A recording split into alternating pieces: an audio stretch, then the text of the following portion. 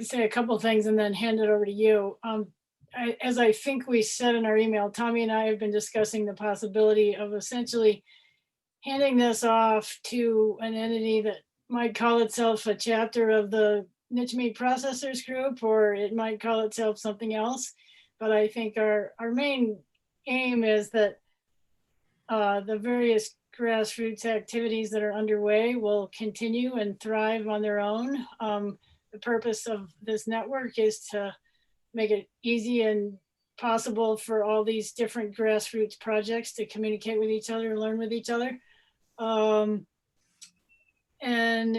there's a whole nest of embedded issues there that we can talk about. But since Tommy already has a position with Extension, he's very knowledgeable on these issues, and he's been intimately connected with the Origin Niche Meat Processors Group. He seemed like a logical person to help spearhead this effort. But the purpose of the call today is to, I think Tommy's a logical person to lead that discussion, but we by no means are wanting to shut off anybody else's ideas about what this might look like. I think we all have a shared interest in rejuvenating a decentralized processing system. And with that, Tommy, why don't you go ahead? Sure. Thanks, Becky and Jamie and all the participants and attendees of this working group. Yeah, so I think what we heard from Rebecca from Oregon State a month or so ago, and then I've pointed some of you towards resources of the Niche Meat Processors Assistance Network, and thinking about sort of having our own facsimile of that, or whether we want to call it a state chapter and try and utilize some of the other tools or integrate the other tools and activities of the national network. It's an option on the table, but basically the point is not to over formalize or officially incorporate or anything, but try and come up with a way to maintain a Montana specific communication network that will foster further discussions like this, be able to provide a platform for peer-to-peer sharing, problem solving. So producers to processors, processors to processors, NGOs, consultants, extension educators, anybody who may participate in these calls. And, there are a couple active other groups in the state right now as well, looking into a variety of these issues. So yeah, we're just looking at some options here to try and maintain this, and particularly in an inclusive fashion, so that really any producer, processor, meat entrepreneur that, regardless of their type of production or final products, can participate in a communication network with a strong grassroots and peer-to-peer focus. And that really is adopted from the Niche Meat Processors Assistance Network. I think the strength of that network is to have actual businesses and entrepreneurs engaging in much of the technical assistance and discussion. And then, experts, so to speak, pop in here and there when necessary, maybe to correct a regulatory sort of discussion, bring it back to what the regs might say, or, to do some background research or literature review to help move a discussion along. But really the strength and ethic or philosophy is that it remains grassroots driven and really a peer-to-peer network with some sort of level of facilitation. So that's what we're providing, or what we want to discuss here today. I'll pause a moment and see if there are any questions or comments there before I bring up some of my own questions along this line.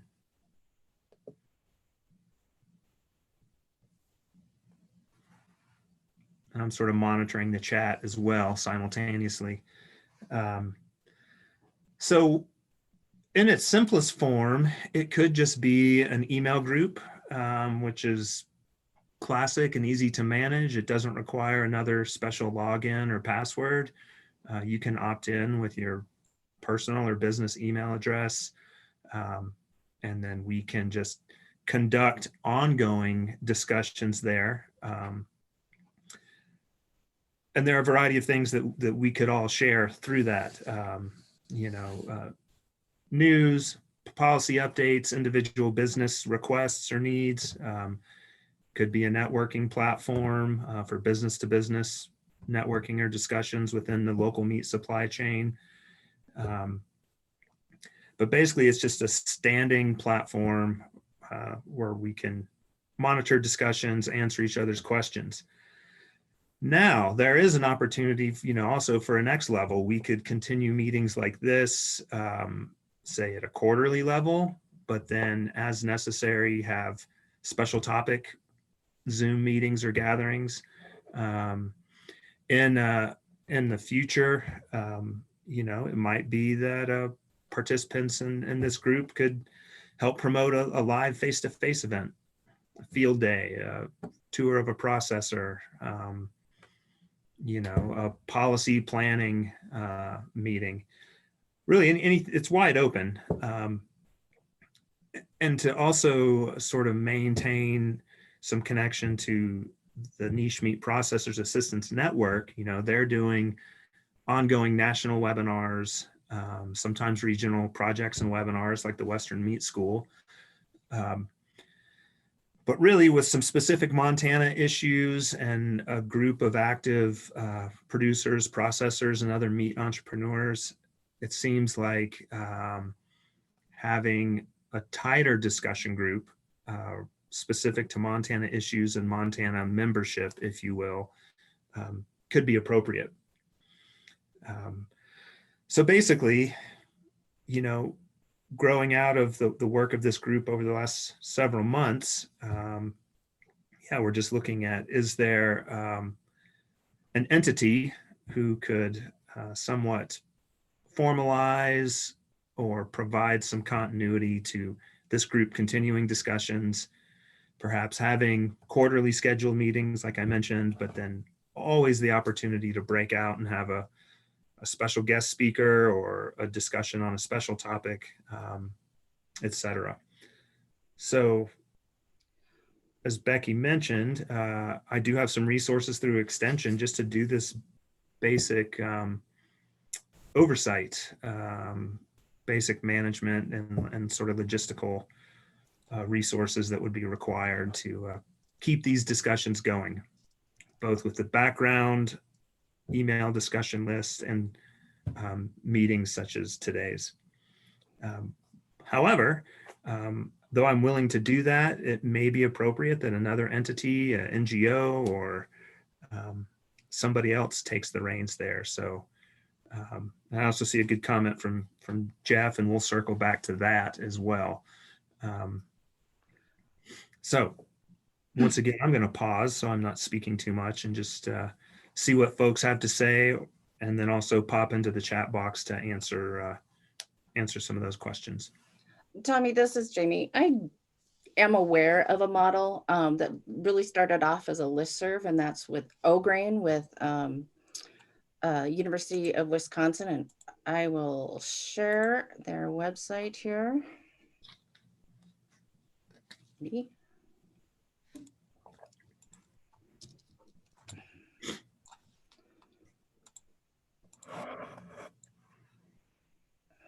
Great, thanks, Jamie. This is Jeff. I am a very active member of O'Grain, and I can relate to that experience.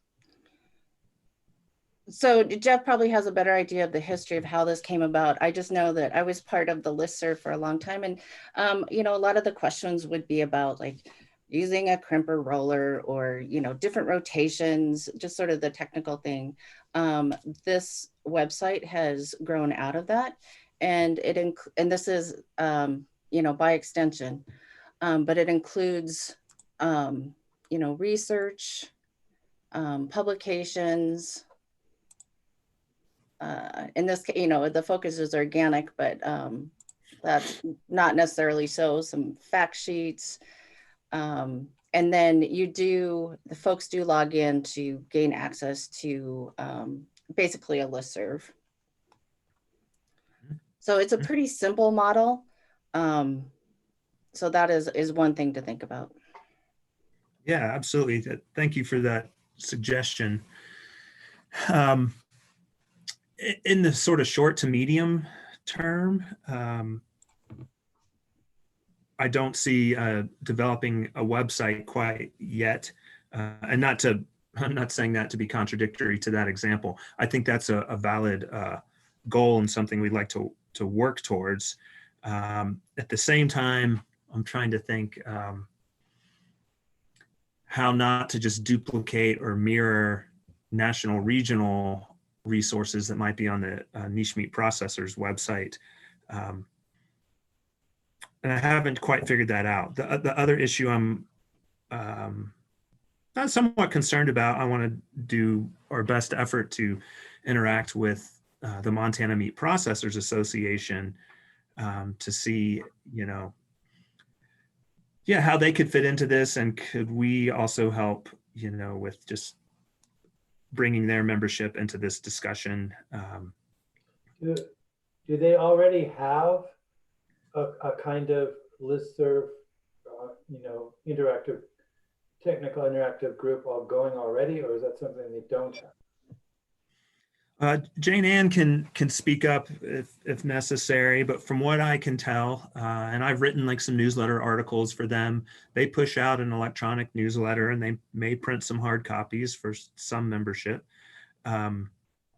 They do have an email distribution list. I don't know if they have an ongoing sort of listserv or email group type of structure that provides some extra management tools, basically, other than just doing a reply all to some roster. But they are in regular communication with their membership, and then they do have an annual, under normal circumstances, live business meeting and convention in the state every year.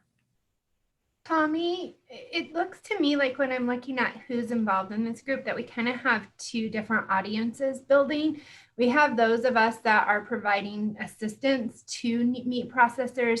We're creating business models, whatever the case may be. And then we have actual producers.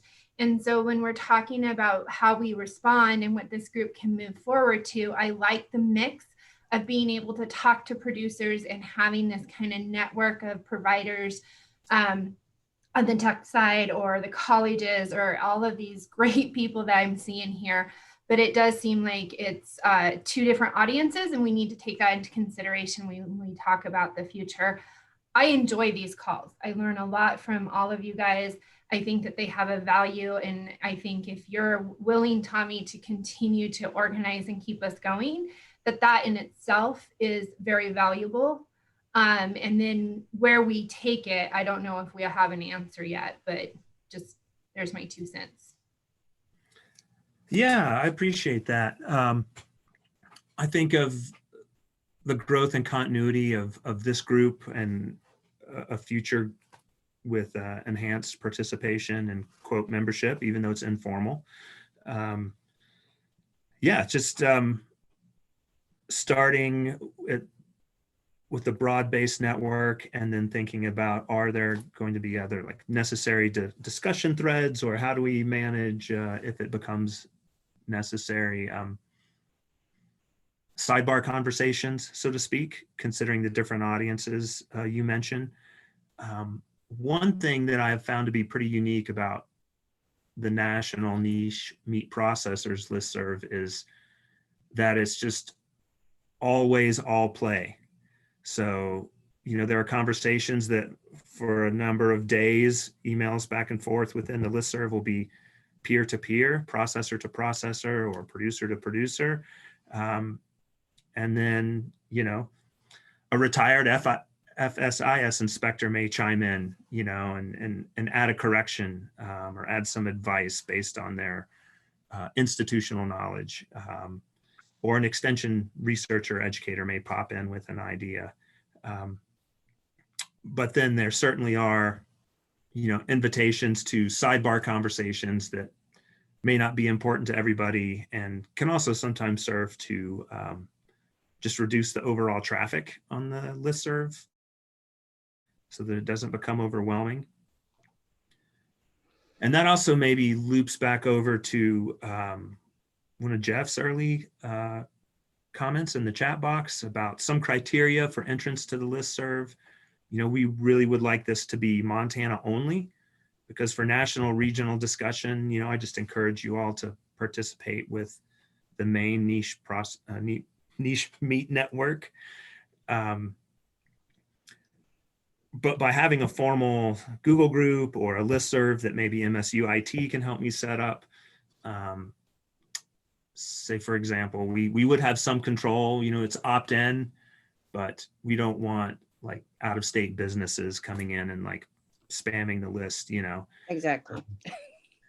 I do think it could be appropriate though for Montana-based businesses and membership, you know, to post a classified type request on this Montana only potential listserv. It could be looking for labor, you know, it could be selling equipment from a plant, you know, as someone's renovating and upgrading and has something to pass along. So there could be a variety, I think, of reasonable, ethical, non-spammy reasons why even having a classified types of announcements be okay on this list. Having it formalized either as a Google group email list or something MSU IT may be able to set up means that a subscriber could also just say they want a daily or weekly digest, so that they don't get too many emails. They would just get a bundle email, you know, that these are the discussions of the day or these are the discussions of the week. You might lose some timeliness and response if you choose that, but at the same time, it's up to you as a subscriber to the group email list to help manage your traffic. So, you know, that's a little bit on the technical side. And then also you just sort of leave these things up to the good nature of folks, meaning, you know, we just want polite, polite and appropriate discourse, you know, about issues and not arguments or, you know, things like that. So but that's just, you know, that's just personal responsibility, being ethical and kind and participating in a discussion group like this. Yeah, so I'll pause there again. Jeff has a comment. Yes, please. Yeah, I just, again, I can't promise this, but we have done this for groups nationally, locally. We have a good technical service. We run the ATSA program here. It's a national, so the technical capacity to do that, I would have to check because it does mean somebody's job in hours, but not a lot. And I do still want to go back to that O-grain model. You know, there's land grants, there's extension, there are commercial interests there, people that sell, for instance, organic seed, you know, or participate and there is classifieds. There is a little bit of a need. I've been on it now maybe over a year and a half, and occasionally things do flare up, and somebody makes. There was one incident I remember where someone had to exert a bit of control and kind of basically knock somebody off, or at least calm the whole situation down because they started going at each other, you know, which doesn't happen very often, but just to FYI that those things do happen. And that's why it's, you know, I think that's why it's important to have a kind of an entrance and a way to throw people off, because it can be infiltrated people who are just going to cause a lot of disruption, you know, and many people think I probably do that anyway. But anyway, I mean, it's a hard thing to judge, obviously. And I think in Montana, my experience has been they're very nice people, they're very polite, generally speaking. But even this group seems so too. And they do fun stuff too. They do educational work. Now they're having, for instance, through the winter, which is perfect for farmers, you know, a Friday get together where a topic is presented and discussion. And those are very nice. They're very casual. They're very early in the morning, so people are, you know, timely for farming. And anyway, it's working very, very, very well. And there's researchers, I say. So, I mean, that model really appeals to me. I know it's a bit regional. Well, it's kind of Wisconsin dominated, certainly Midwest dominated, but I mean, even at a state level, I think, that could be done. Part of my little curiosity here is that how engaging will this topic be? We might create all this infrastructure and then it's not very active. Nobody discusses. It's hard to judge that. Yeah. Comments from me. We have a couple of comments in the chat, and Megan, well, we kind of covered this, but about the group being processor driven or driven by whom? Yeah, I envision this. Well, I'm looking at it from a system standpoint. Like we have, everyone here is interested in participating in a Montana local meat supply chain, right? There may be some regional export, and we recognize there are businesses here who may have USDA inspection, or producers that process the product at a USDA plant and have, out-of-state export capacity. But basically, I feel like the list is for all of the stakeholders and businesses and entrepreneurs in a Montana-based meat supply chain. And that would include folks who are exporting from the state, right? But basically, we do want it to be inclusive. I think in my opening comments, I mentioned the value of it largely being peer-to-peer within the business realm. So farmers, ranchers, processors, perhaps distributors and specialty retailers, but really having it be business and entrepreneur driven. So speaking to who are we forming the group for? But I'd say we're forming it for the whole supply chain, including folks like myself who are researchers, educators, because I continue to learn every day, from you all, whether you're a business or an NGO-based consultant, or, Jane Ann, for example, being our research and teaching appointed meat scientist. Also with doing some outreach with the annual HACCP courses, of course, and just being engaged with the Meat Processors Association herself. So I see it as all play. Everyone is welcome within the geographic boundary of it being a Montana-based network. So this is Becky. I support everything that Tommy just said. I also think we would do well to remember what triggered this whole series of conversations. It was really the fact that we have a lot of producers in the state who were finding themselves without a place to take their meat. And so I think it's this need to fill in holes left by a national supply chain in peril that inspired much of this. And so, I completely agree with the inclusive nature of what Tommy's talking about.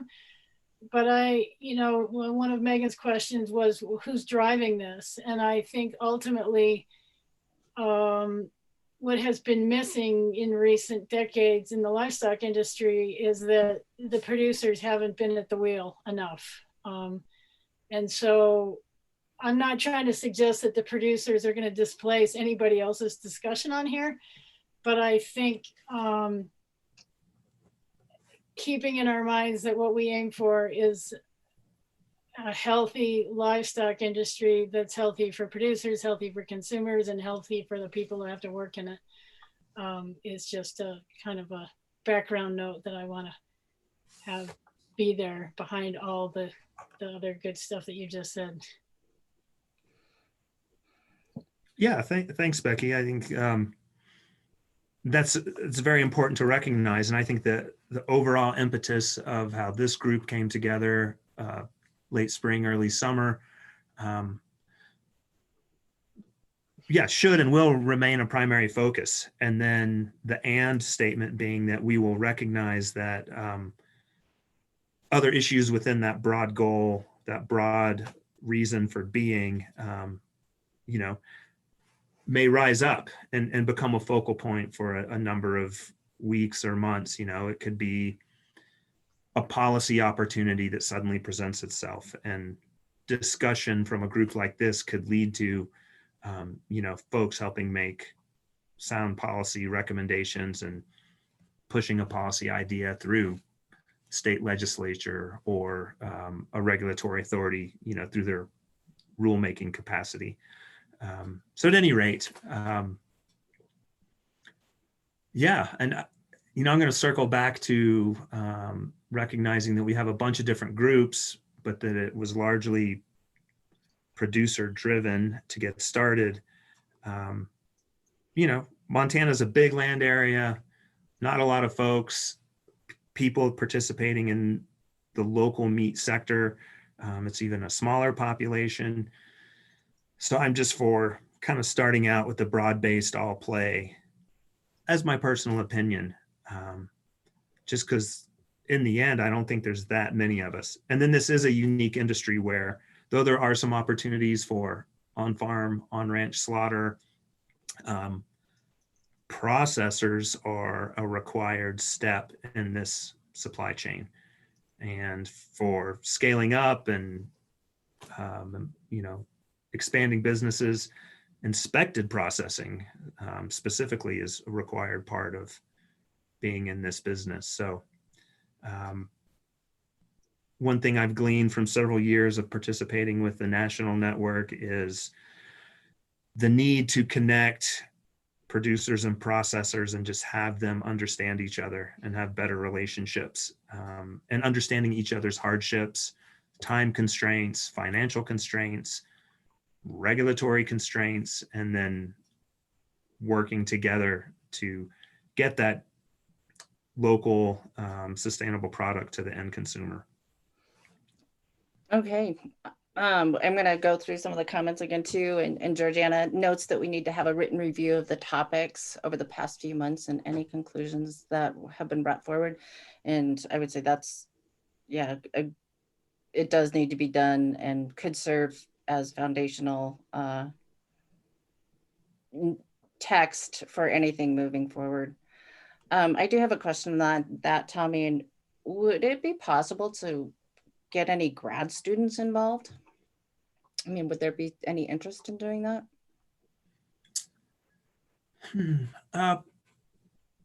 Possibly. I guess it would depend on the topic or project or goal of a certain, you know, discussion or spinoff. I'm just trying to think. Meat specific. Jane Ann, you know, often has grad students. They may be more focused historically on a specific aspect of processing, or maybe food safety issue research, or something like that. So I'm wondering if, you know, a grad student who's more social science oriented and working through the sustainable foods major, you know, may present themselves from time to time as somebody, you know, who could be of value at this like social and communication level, as opposed to a specific technical topic. I'd say it's always a possibility, but I'm not aware of a specific grad student at the moment, and I'm not sitting on any committees of an appropriate student at the moment. Just planting that seed. Yeah. And Matt Skoglund says, I think having a Montana email listserv just like the NPMAN one would be invaluable for processors, producers, etc., to ask questions, post classifieds. But having it Montana only, I think that would be really beneficial and not duplicative, which we have covered. Let's see. And Jill also agrees with that comment. Megan emphasizes that strong producer involvement would be important in a holistic systems approach. Mm-hmm. Hey, Jamie? Yes. Oh, hey, sorry. This is Matt Skoglund. I'm having crazy tech issues here. So I was on and I've missed a fair amount. But just wanted to follow up on that and I apologize if any of this is repetitive, but I heard what Becky said, totally agree. And just on, I guess my comment, I've been on the NPMAN listserv for a few months now and think it's great. But because it's, nationwide from folks from North Carolina, Iowa, all over, I just feel like a Montana one, having producers and processors and others connected, like Becky talked about, would just be so helpful, because I feel like folks would be more likely to post stuff if it's not going to thousands of people unnecessarily all over the country. And I'm just envisioning things like if someone cancels at the last minute and a processor is in a jam, could send an email and say, hey, I've got an opening in 2 days. From that way beyond, I just think it'd be really helpful. And I think having it run through Tommy at Extension sounds great. So just wanted to follow up on my comment there. Thanks. Thanks, Matt.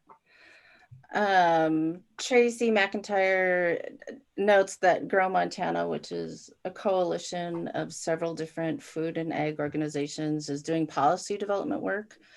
We do have representatives from Grow Montana on these calls. So certainly the discussions here do feed into that work.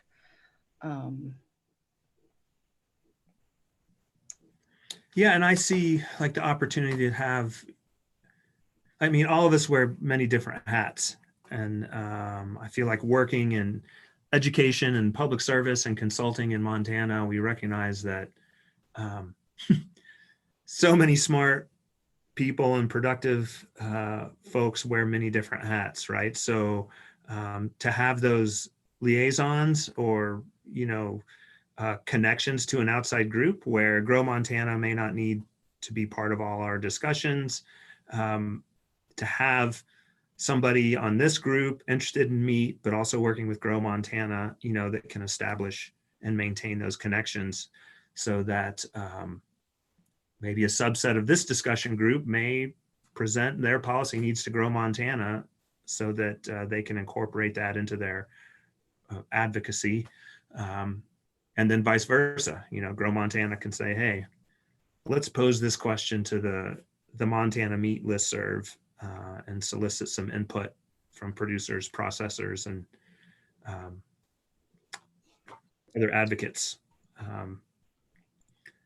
Which kind of gets back to like, who's the ideal member participant of, a communication network, or what some scholars call a community of practice, right? And Becky summarized very well why we're here.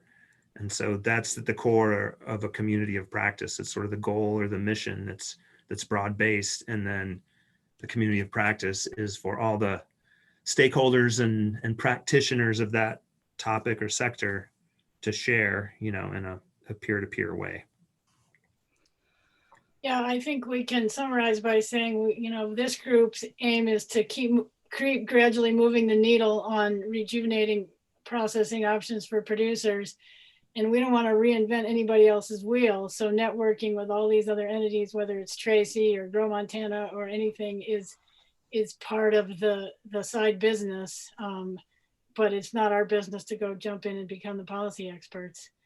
And I guess, my feeling about all these pieces that we're talking about, Tommy, I feel like we don't really need to work out all the details now. I feel like you've sort of presented yourself as a trustworthy, knowledgeable individual who can manage this whole thing as it begins to grow. And then a lot of the particular decisions about what's suitable and what isn't will develop organically. And, as you said, we don't want to be too formal about it. I feel like we have the ingredients and the personnel in place to launch a Montana-based listserv and gradually move forward with it. And then the problems on the ground as they present themselves will help guide you, and vice versa.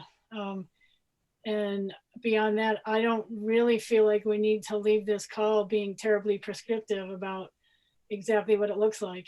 And in the long run, maybe it will move toward a website like O'Grain, but I agree with you that let's just start with the simplest conversation network and build it from there. And if anybody disagrees with that, I'd love to hear it, but I'm just sort of setting that out as a straw man to keep us moving along here.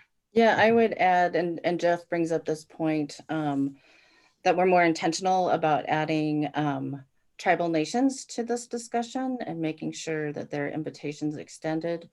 You know, that is in line with the general movement recognizing racial inequality in agriculture across the board. So that would be one area that hasn't been really developed yet. Mhm. And then Robin notes that this work could be included in the Montana Farmers Union curriculum that's being developed at Northern. Yeah, it would be wonderful to have the stakeholders, faculty, and students be aware that this network was being established. And heck, once we start having students perhaps hitting the job market from Northern, Miles Community College, Big Sky High School of Missoula County, it'd be could be a valuable place for them to introduce themselves to businesses and and other stakeholders that they're ready to work.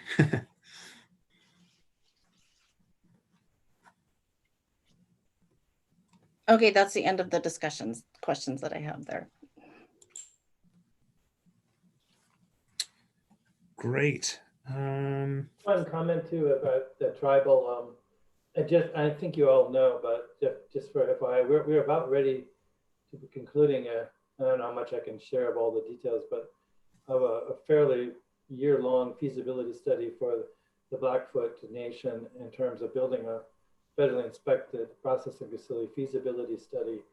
And I've learned a tremendous amount of stuff about that. And some of it's not all wonderful, but so in other words, and I've actually had requests by other, through our ATRA program from other tribal members in this state looking to replicate that. So there's definitely a strong interest in processing and potentially reality in the future from the tribal nations. So I think it's almost critical to have them be part of this. Yeah.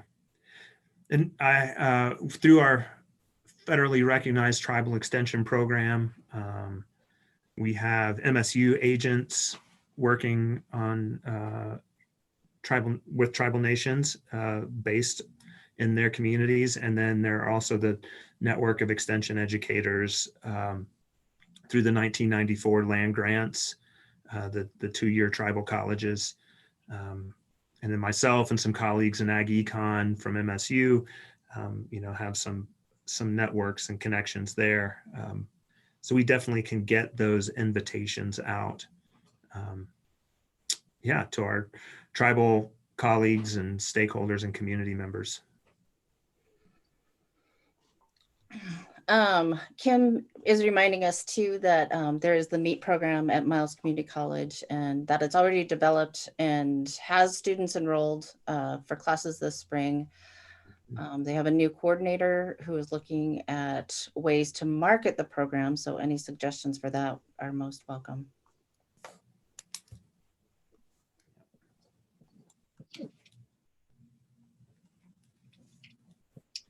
Yeah, I mean, I would just add to that, between Miles Community College and the work with Haver, and now we learn about Ty O'Connor and his family are setting up some small scale processing in the southeast corner of the state. There's already stuff happening in Missoula. There's a few projects in Bozeman, southwest area.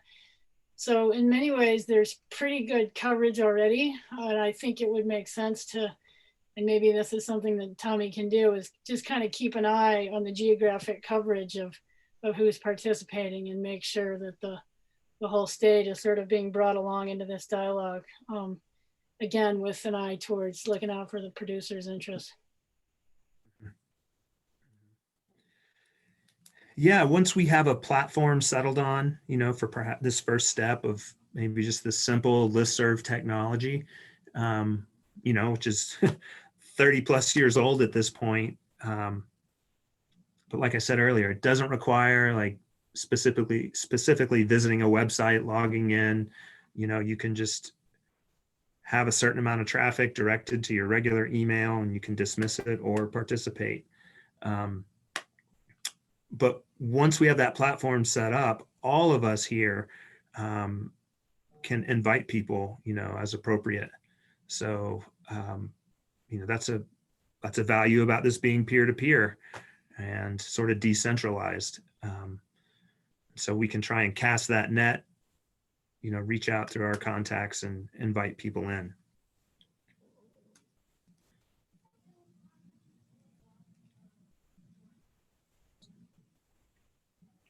And on a sidebar note, I'm curious if anybody has heard about a plant in Sydney, I believe, either coming online or coming back online after a renovation and some improvements.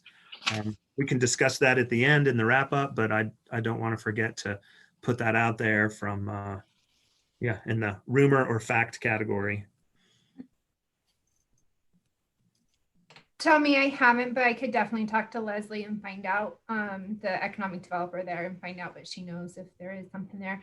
Something though that is kind of popping up when we're talking about all these facilities coming online, which I think is fantastic, is we need to, and this might be something for this group to talk about further, is the distribution side of it.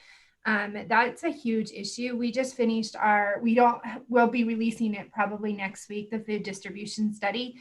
It's not just on meat by any means, but that the way that we move our food across the state of Montana is pretty antiquated, I guess is the best way to say it. And so as we bring all these producers and these processing facilities on in the hopes that we're bringing Montana meat to Montanans, how are we getting it to and from? And so that's something that maybe we could start coordinating. It is something that we've been talking about. Can we build co-ops around, of course, and there's my co-op hat as usual, but it's something that I think we should bring to the forefront in the discussion. Mm-hmm. Yeah, this is Jeff again with NCAT. In our tribal feasibility study, have a big section on that as well, both good, bad, and ugly of some of that. So, and we've done work with that with institutions too, historically. Not me personally, but yes, I totally agree that distribution is really huge and hard.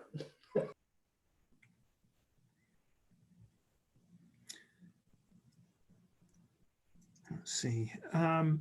So as a next step, certainly I can investigate the listserv and figure out if it's best to do a Google group, or maybe MSU can design something. If it's a Google group, then I can assign, other folks from different entities, some level of administrative capacity that I might not be able to do if it was an MSU IT based listserv, since it's using a publicly available resource through, a Google group. And it may require, for most efficiency, folks to jump over to a Gmail account. I have to maintain one myself because it's just more fluid with having to deal with Google products from time to time. I'm actually not a big fan of that, but I'm only a minority, but I hate Google Groups and Google Docs and Google everything. So that's just I hear you. Personal preference, but also really in controlling it, it is better if your IT, or like I said, I can't promise, but we set these up all the time without having to use, the monopoly of Microsoft. Yeah, I would ask anybody who has experience with an email discussion platform that they like, to contact me and, sort of share your experience, pros and cons you see with it. I have not necessarily been a fan of Google either, and I sometimes feel frustrated always being pushed to it. The Niche Meat Processors Network nationally does use a Google email platform, but you can subscribe to it with any email address. but to participate in the administration of it, you have to come in with a Google ID. But you can be a member and a discussant with any email address, any service provider.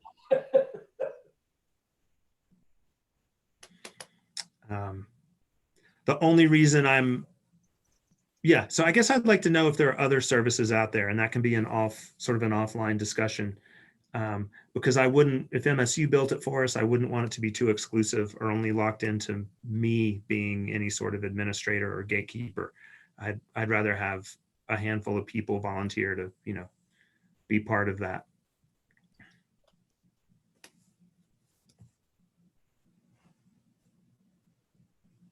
So there's some other comments popping in that I'm on to capture.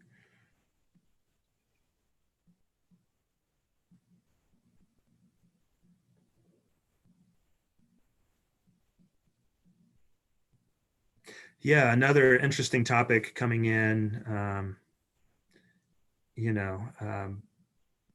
thinking about marketing and consumer interfaces, both as during the pandemic and then especially post-pandemic.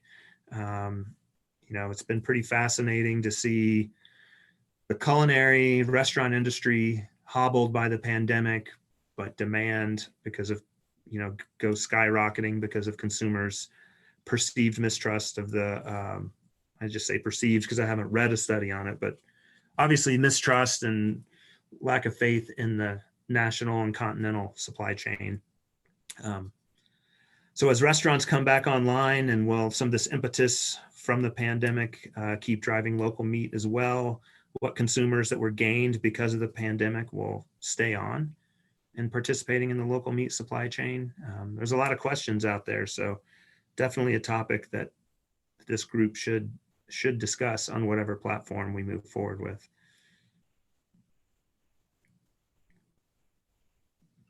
Yeah, maybe a marketing co-op, maybe bring Tracy into this. There we go. Okay, thanks, Aubrey. A listserv platform suggestion. Slack, yeah, Tracy, I have used Slack and have appreciated it.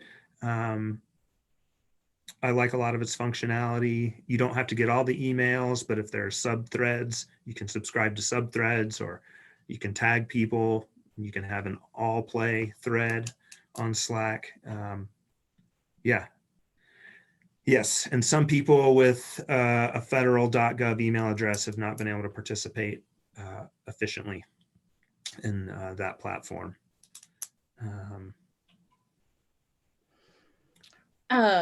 We have a comment that'll shift the discussion a little bit, and that's from Ty O'Connor about distribution and meat inspectors for rural Montana being a concern.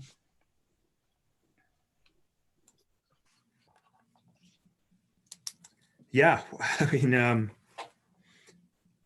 yeah, I would echo that is an interest and a concern of mine that I am quite ignorant of the dynamics of beyond its general necessity. This is certainly an important further discussion to be had, which sort of will lead me back to maybe a summarizing thought. I didn't know if Jamie was looking to, in the next month or two, rotate out of managing this group, or at least the meetings. I have both WebEx and Zoom licenses. If we want to think about a holiday break, but then kicking off sometime in the new year with a quarterly meeting in this same format.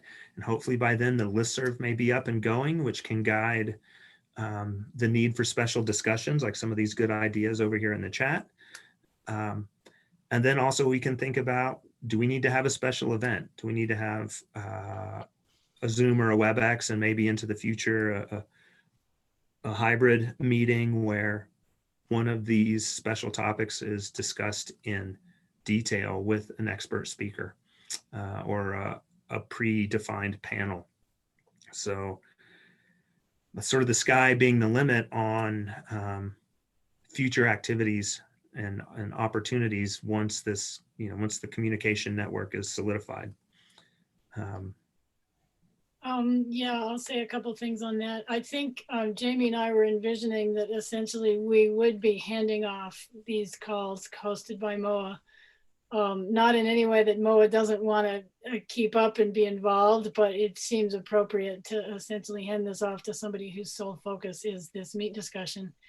And while I'm at it, I just want to respond a little bit more to Ty's note about inspection. In Mike Calicrete's visit with MOA last week, and that session is on YouTube. This topic of inspectors came up there a couple of times, and people are welcome to look at that YouTube video. He has quite a strong opinion that the focus should be on convincing the state to have more inspectors and not be so dependent on the federal inspection system. That's a whole other topic, but I just wanted to note that Calicrate's discussion of that is interesting. But anyway, Jamie, are you also thinking along those lines that these calls would in essence be handed off to this listserv / whatever entity? Yeah, I think Georgiana's point about making sure that we get, a review of what we've done. Absolutely. Past, and, use that to reflect and move any discussions forward. I think Ty's comment about what his issues are would be a perfect discussion to illuminate all of us. You kind of get focused on your own area, but we need to think about what's happening now at Ecolaka, and what do they face, and how can any work that's currently going on maybe alleviate some of those issues. So again, MOA has limited resources, and so I think it's a great opportunity for an organization or an agency to take this on. And I realize everyone has limited resources, but I feel like that, I think someone else or a different organization like NCAT or Extension could serve this group better.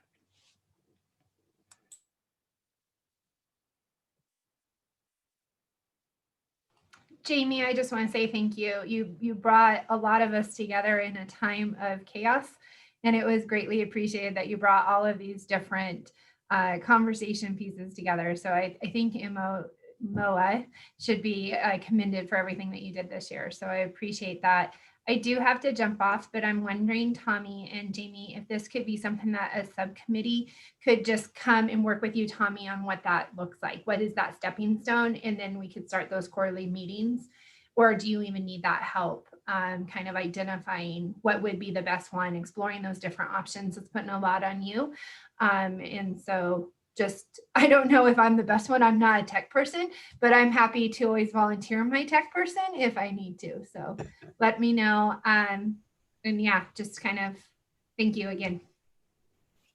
Yeah, I will. I'm going to put my email in the chat box. So I would like all suggestions of the platform for the first step email discussion group, right? And try and land on something that is, easy to use, easy for everybody to participate in, and then that'll have to be balanced with what the administrative burden of that particular platform is. And I'll only say this as my personal opinion. I'm not looking to have another service I have to have a login and password for. So I like that if you just sign up your email to a small, purposeful, polite discussion group, that information just comes to you. You won't be overwhelmed, and you can choose to participate when you want to and when you don't, but you don't have to go out and look for it. So at any rate, that's just a personal opinion, and anyone is welcome to share their thoughts on that. An email listserv or group versus a service that you have to go out to and be reminded to log into to check the traffic. But everybody, oops, I didn't get it all the way to the public. Send me all those ideas. And then once the listserv is up and going, then from that, we can post and plan our quarterly meetings. We can have people propose special topic meetings or webinars. Folks can self-organize into side discussion groups and come back to the main listserv with ideas. And then also just all of that potential networking with other groups and entities, liaisons to other important groups, if you will. There's my email address now in the chat. So, yeah, please reach out with ideas, thoughts, concerns, and specific recommendations. I'll also lean on Jeff a bit and see what NCAT's, ability and history there is as well, in addition to MSUIT and the dreaded Google group monopoly. Well, thanks so much, Tommy. Becky, did you have any closing thoughts? I was just typing into the chat. Thank you, everyone. And I think we have the ingredients we need to, let this thing grow in a way that makes sense, learn as we go. And if something starts to get out of control, we'll manage it. But I like to start with high expectations. I think there's a lot of committed people who can make it work in a sensible way. I guess I would say too, even though I'd like to hand off some of this, MOA is still vested in this work, and I will make that a commitment. Thanks, Jamie. Yeah. It may be that we need you to, help with one more meeting. And then we can also decide, the frequency in between special topic or special needs meetings, just to keep the group in direct communication, into the future. And just to add a little more meat on the bones of Jamie's expression of long-term interest, part of the reason why MOA wanted to be involved in this is because we feel so strongly that raising meat in a healthy way, both for people and the land, is deeply important to all of us, no matter what our certifications are or aren't. And so I think, we're going to continue to be looking at this always through the lens of, does it fit with healthy agriculture? And does it fit with the long-term health of the producer system? And so we're not going to go away. We just think that it's time to hand off the logistics of this list in a way that works for everyone. Yeah.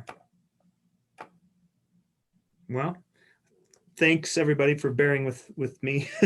I'm gonna it's been great to be part of this discussion, and I look forward to helping facilitate it continuing. And send me those comments, and we'll attack the next steps over the next few weeks. Great. Thanks, Tommy. Happy holidays, everyone. Yes, sir.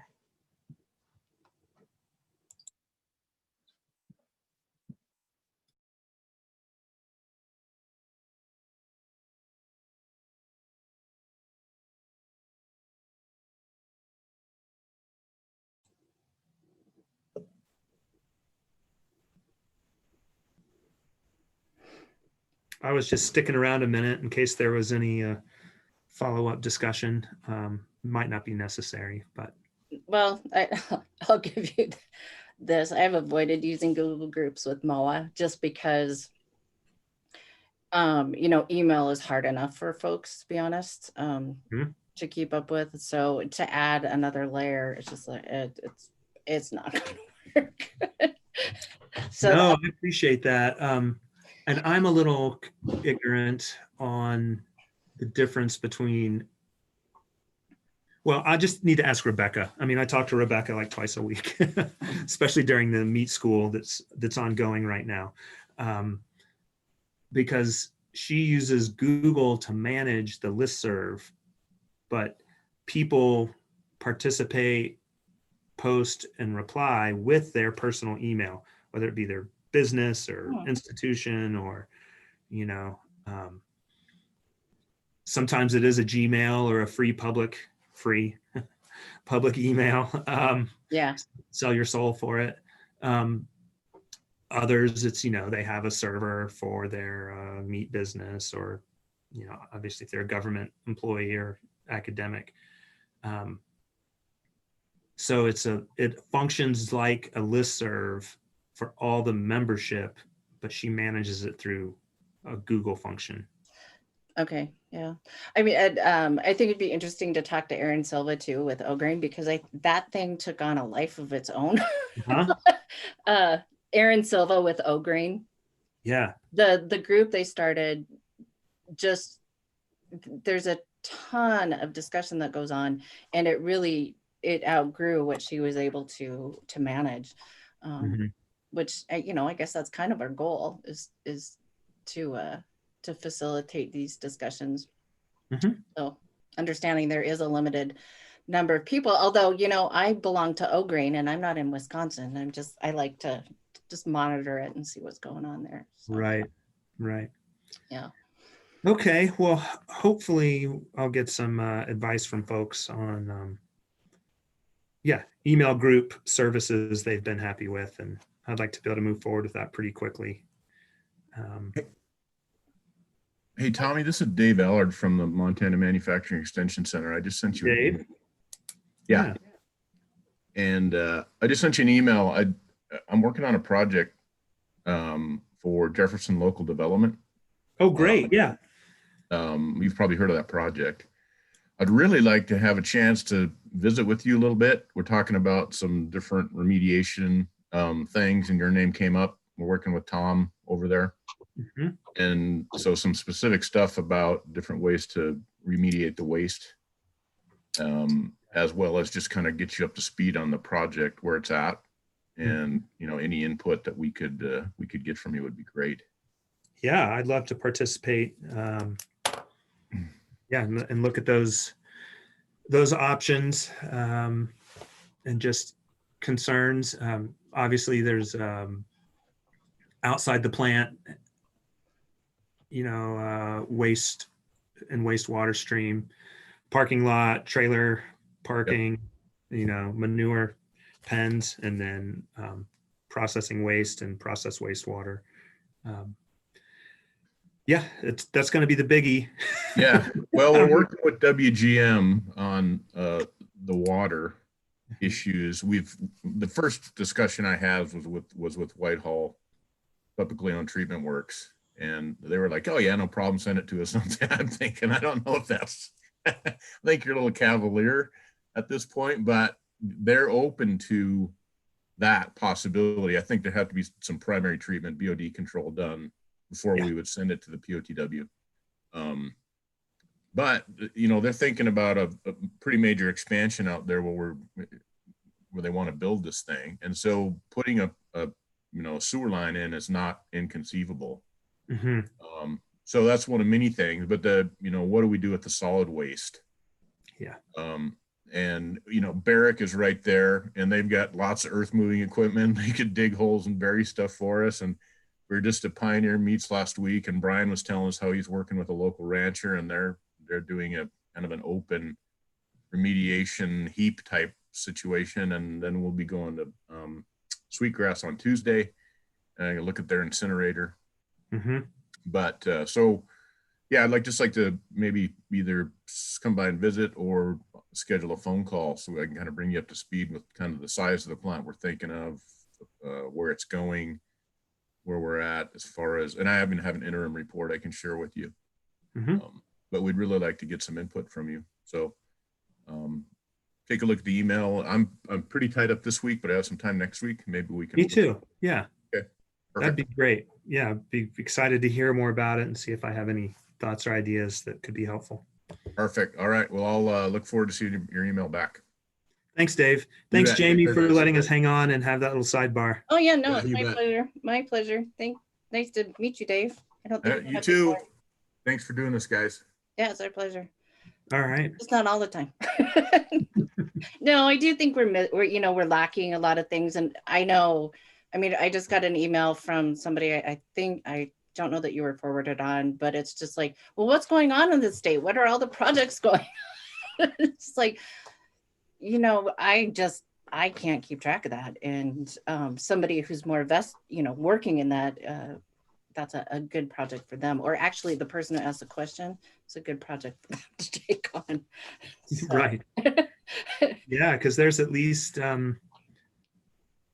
maybe 2 formal feasibility studies. There's another Central Montana grassroots group out of Lewistown that's looking at a plant, a ground up opportunity, or maybe a connection, a kill floor that then would be associated with an in-town butcher shop. I mean, just so much going on. There's this Sydney rumor, and then I got a call from a waste management consultant earlier this week about bringing a small plant online around Hardin and needing to know about waste management. Anyway. Well, and that's why I say, this would be a great project for a grad student, even if it was like ag economics, or like you said, more the social sciences focus. Mm-hmm. And, I get someone who is more experienced in grant writing than me, maybe to find some of the funds for that. So I know, just add different layers. Yeah. But that would be good for them. They'd have it is an interesting snapshot right now. It is. I wish I was more positioned to just capture all of this and look at it, from the standpoint of the shell of the global pandemic, an industry that was already looking on the up and up. And then, so one belief we had, is, okay, the high-end culinary really helps support a lot of this local meat sector. Mm-hmm. Producers can sell expensive cuts for a lot of money because of our local and regional tourist economy and our gentrified cities. But then that industry is hobbled and demand increases above that during this pandemic, Yeah, you can't put all your marketing eggs in one basket, that's for sure. To rely on that.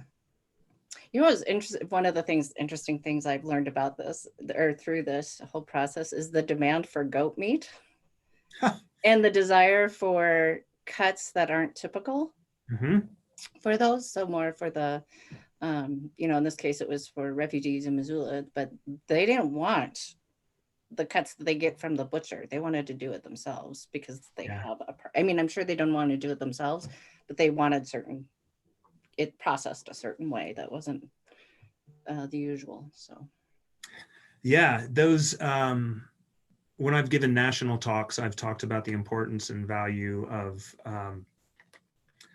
specialty social cultural markets. And then refugee populations and other immigrant populations.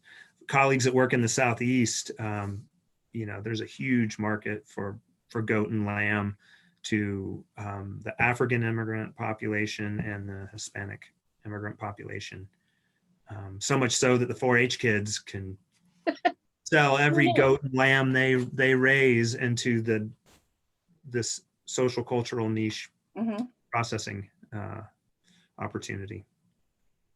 It was which, just because it's in a certain culture doesn't mean that it can expand into different places. So anyway, more conventional. That's right. More mainstream. Anyway, well, thank you so much for your time. And I think I'm just really tired right now too, as part of it. But let's be in touch and I'll facilitate whatever needs to be done. Like maybe we need to get together one more time with this group and platform in February, perhaps. And maybe by then we can push out the listserv at that meeting and then talk about, then do we want to meet again in May and we can jump over to my Zoom license or WebEx, and heck, maybe by fall we're safe and vaccinated and we could have a couple face-to-face meetings around the state. Oh man, yeah, we just did did you participate in our conference at all? No.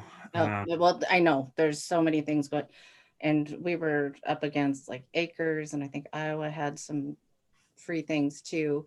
Mhm. And it was good, but it's just, it's exhausting all the way around. So Yeah, thanks for being here today and Oh, doing it's my this. pleasure. Good grief.